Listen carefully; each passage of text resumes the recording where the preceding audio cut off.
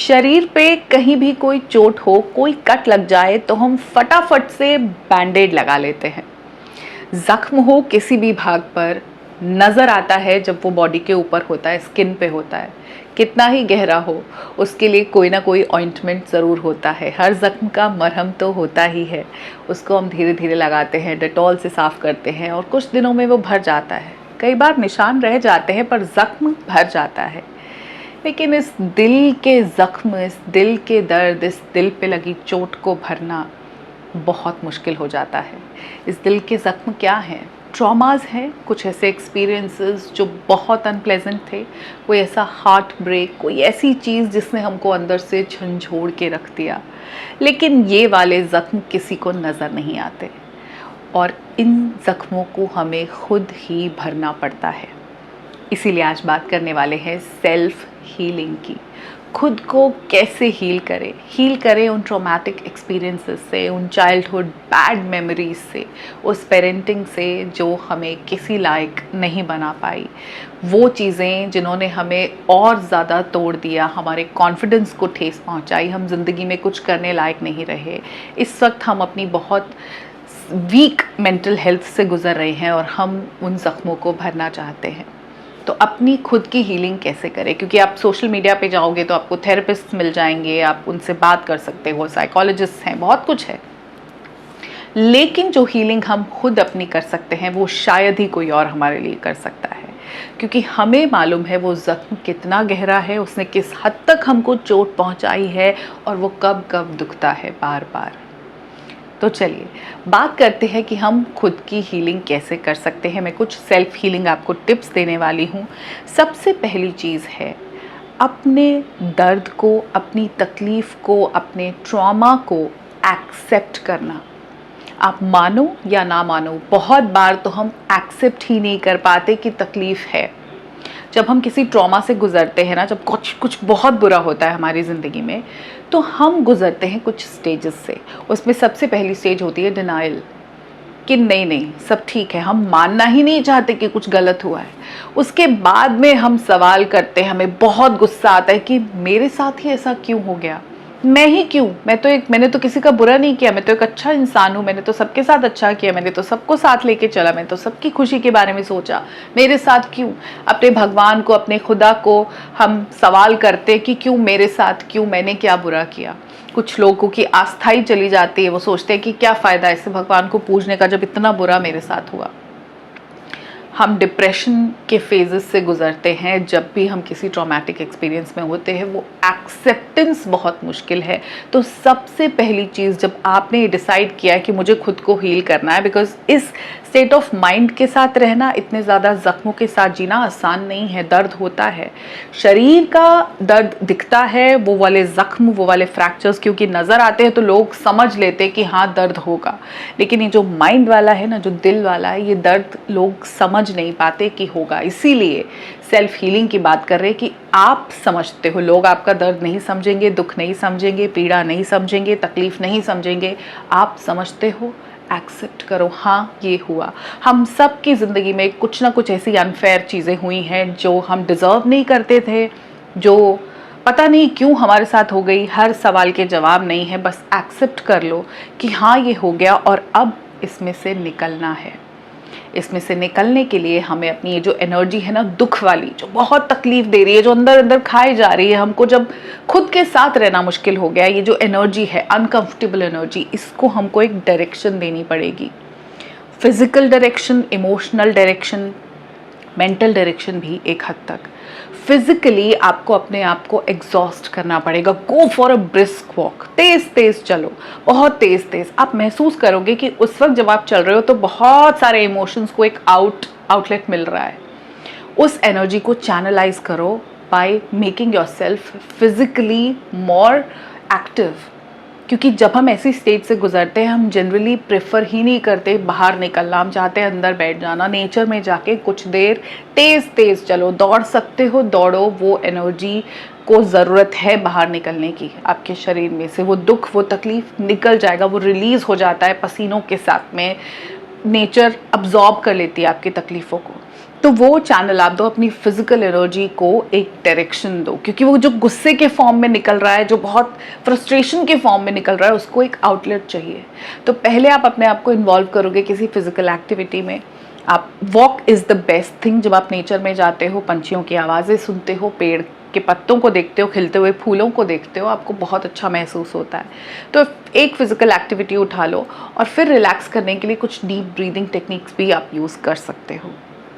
अब जब आपने फिजिकल एनर्जी को चैनलाइज कर दिया है, अब वक्त है अपने इमोशंस को भी रिलीज़ करने का, अपने मेंटल एनर्जीज़ को भी एक आउटलेट देने का। वहाँ पे काम आएगी आपकी creativity. Now don't tell me हम क्रिएटिव नहीं है। ऐसा कोई इंसान नहीं है जो ज़ीरो क्रिएटिविटी के साथ पैदा होता है। हम सब क्रिएटिव होते ही हैं।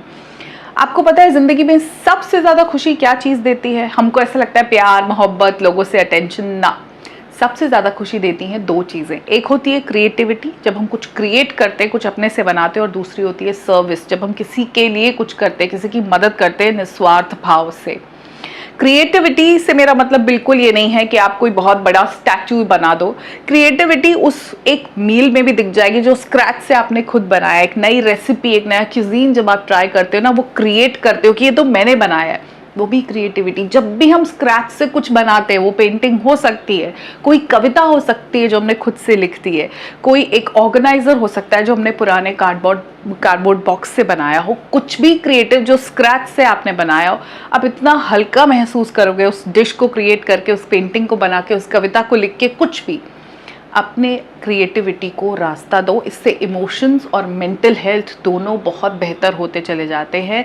हमें सबको कुछ ना कुछ क्रिएटिविटी मिली हुई है। हम सबके पास कुछ एक ऐसी चीज़ है जो हम बहुत अच्छी कर सकते हैं। तो उसको ज़्यादा अपनी ज़िंदगी में लाओ, ज़्यादा क्रिएटिविटी लाओ अपनी लाइफ को ऑर्गेनाइज करने के लिए। वो चीज़ें करो जो आपको बहुत अच्छी लगती है। अब आप जब ऐसे स्टेज से गुजर रहे हो, जब आपको पता है दर्द है, तकलीफ है, ट्रॉमा है, मेरे साथ बहुत बुरा हो गया, तो सबसे पहला इंसान के जो आजकल के वक्त में जो सबसे ज़्यादा आसान चीज़ है वो ये कि अपना फ़ोन उठाया और स्क्रॉल करने लग गए, लेटे हुए हैं रील्स पे। उससे तो आपकी तबीयत और ख़राब हो जाएगी। मेंटली आप बिल्कुल ऐसे डार्क पिट में चले जाओगे, वहाँ से निकलना मुश्किल हो जाएगा। इस फ़ोन को रखो साइड में, डू समथिंग क्रिएटिव जिससे आप इन्वॉल्व हो, जिससे आपकी मेंटल एनर्जीज इन्वॉल्व हो, जिससे आपकी सारी जो अंदर की क्रिएटिविटी है उसको आउटलेट मिल जाए। सो फ़ोन का सहारा नहीं लेना, सहारा लेना है अपनी क्रिएटिव स्किल्स का जो बचपन से आपके साथ है, जिनको आज बाहर निकलने की ज़रूरत है। यूज़ करो ऐसी कोई चीज़। जो अगली चीज़ आपको करनी है वो है अवॉइड करना कोई भी एडिक्शन। जब हम सेल्फ हीलिंग स्टेज पे होते हैं, या जब हम ये मान लेते हैं कि कुछ बुरा हुआ है और अब इसमें से निकलना है, तो हम ना कोई सहारा ढूंढते हैं और बहुत बार एडिक्ट हो जाते हैं लोग। यहाँ पे मैं सिर्फ अल्कोहल और सिगरेट स्मोकिंग की बात नहीं कर रही। सिर्फ वो एडिक्शन नहीं है, लोगों को फूड की एडिक्शन भी हो जाती है। लोग खाने का सहारा ले लेते हैं। बस ऑनलाइन आजकल इतने ऑप्शंस है, जोमेटो, स्विगी किया, चलो खाना आ गया, एक कोल्ड कॉफ़ी मंगा ली, एक शेक मंगा लिया, कुछ आइसक्रीम मंगा ली, डिजर्ट भी हो गया, पिज्ज़ा, बर्गर, सब जंक, उसका सहारा ले लेते हैं। शॉपिंग भी ऐसा एक एडिक्शन है जो लोगों को हो जाता है, जिनको लगता है कि ये जख्म भर रहे हैं। इसको सेल्फ लव का नाम दे दिया है। वो जंक खा के आप अपने आप को लव नहीं कर रहे। That means you hate yourself, that you are not careful. आप अपनी बॉडी के अंदर, अपने स्टमक के अंदर क्या डाल रहे हो। बी दैट पर्सन जो माइंडफुल है। एडिक्शन को अवॉइड करने के लिए आपको माइंडफुल होना पड़ेगा। आप ये तो मानते हो कि एडिक्शंस होती हैं, दारू के अलावा, सुट्टे के अलावा भी लोगों को एडिक्शन होती है। लोग चाय के एडिक्ट हैं, दिन में 6-6 कप चाय चल रही है, सबको पता है हाईली एसिडिक है, अच्छी चीज़ नहीं, हर इंसान जानता है। और उस चाय के साथ जाते हैं जो बिस्किट, जो नमकीन, अगेन प्रोसेस फूड, कुछ भी अच्छा नहीं है। एडिक्शन कोई भी नहीं ना। अगर हमको एडिक्ट नहीं होना, लोगों का भी एडिक्ट नहीं होना, सोशल मीडिया का एडिक्ट भी नहीं होना, रील्स का एडिक्शन भी नहीं, खाने का भी नहीं, चाय का भी नहीं, कॉफ़ी का भी नहीं, कोई एडिक्शन नहीं, हमें माइंडफुल होना पड़ेगा। हमें अपने माइंड को इतना जागरूक रखना होगा कि हमको पता हो कि ये तो मेरा पैटर्न बन गया है। मैंने कल भी 4 चाय पी थी, आज भी 4 बार पी ली। इतनी गर्मी में मैं चाय क्यों पी रही हूँ, मैं पेप्सी क्यों डाल रही हूँ, इतना शुगर क्यों मैं अपने अंदर डाल रही हूँ। आपको माइंडफुल होना पड़ेगा कि मेरे पैटर्न क्या है, इतना सारा फूड, क्या मुझे एक्चुअली इतने फूड की ज़रूरत है जितना मैं कंज्यूम कर रही हूँ।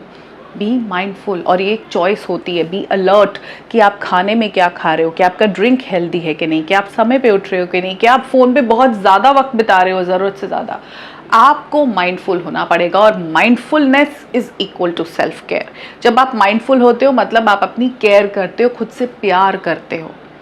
और जो इंसान खुद से प्यार करता है वो माइंडफुल होता ही है, उसको फिर एडिक्शंस नहीं होंगे। अगर उसने टेस्ट के लिए कॉफ़ी पी है तो वो उसका आदी नहीं है, उसको पता है कि कल मुझे कॉफ़ी नहीं पीनी, अगर मैंने आज पी है तो एक दिन छोड़ भी देंगे, उनका ऐसा कुछ नहीं, वो लोग बड़ी इजीली अपनी चीज़ों को क्विट कर देते। These people are mindful people. Be mindful, अपने पैटर्न्स को, अपने बिहेवियर्स को, अपने इमोशंस को ध्यान में रखते हुए आप माइंडफुल हो सकते हो। और इन सब चीज़ों को करने में सबसे ज़्यादा जो चीज़ आपकी हेल्प करेगी वो है जर्नलिंग। जर्नल करो अपने एक्सपीरियंस को, अपने इमोशंस को, ये सब जो आपके साथ हुआ, जिसको आज आप एक्सेप्ट करने को तैयार हो, जिससे आप अपने आप को हील करने की कोशिश कर रहे हो। मैंने जैसे कहा कि लोग नहीं समझेंगे, तो बहुत ज़्यादा लोगों से शेयर करने का फ़ायदा नहीं है।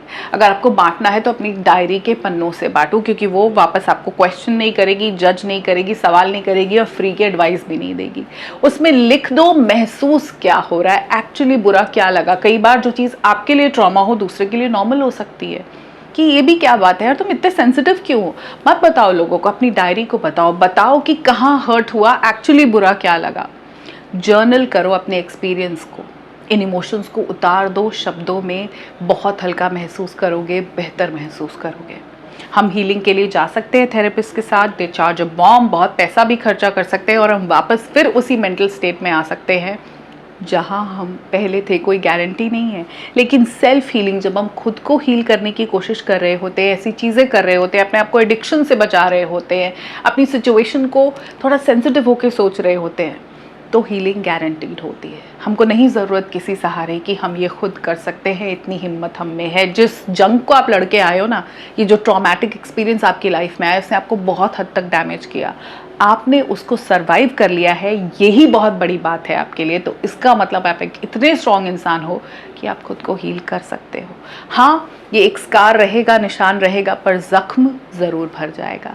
तैयार हो इस ज़ख्म को भरने के लिए? तो मुझे कमेंट करके ज़रूर बताना कि जी हाँ, हम अपने ज़ख्मों को भरने वाले हैं, सेल्फ हीलिंग टिप्स को फॉलो करने वाले हैं। और मैं बहुत जल्द मिलने वाली हूँ आपसे अपने अगले वीडियो में। तब तक अपना ध्यान रखिए, खुद से बहुत ज़्यादा प्यार कीजिए, ज़ख्मों को भरते रहिए, निशानों को इग्नोर करते रहिए।